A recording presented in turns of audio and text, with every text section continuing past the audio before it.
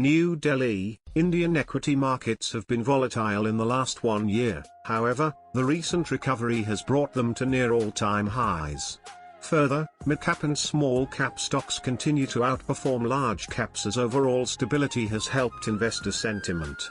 Currently, the Nifty 50 index and Nifty Midcap 100 index are less than 5% away from their respective all-time highs seen in October 2021.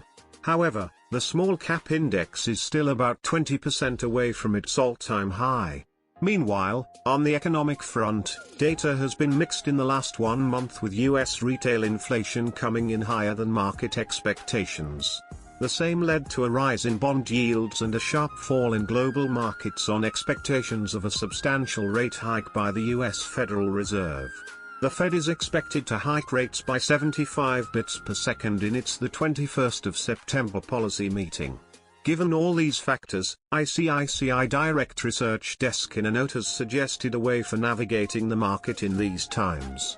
With markets recovering almost all their losses and trading back at around all-time highs, it is better to adopt a buy-on-dips allocation strategy instead of lump sum at current levels, ICICI Securities said in a note.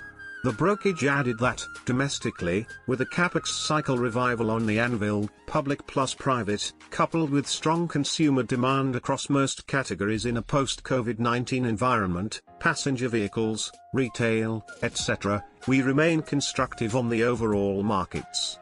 Indian equity markets have continued to outperform their global counterparts as investors expect better earnings prospects with commodity prices cooling off, and better growth prospects compared to other countries.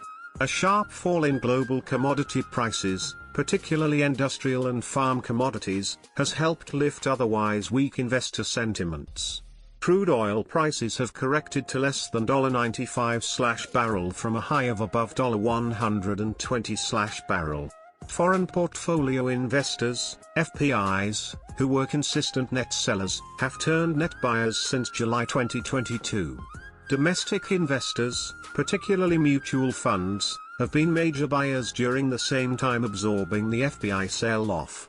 According to ICICI Direct Research Desk, despite the spillover effect of global geopolitical tensions and financial market volatility, the Indian economy has stayed on the path of improvement and economic revival. The movement of various high-frequency indicators reiterates the momentum in the domestic economy. The economic cycle now has more legs: manufacturing revival, capex, global exports, versus the earlier consumption-led cycle, it said.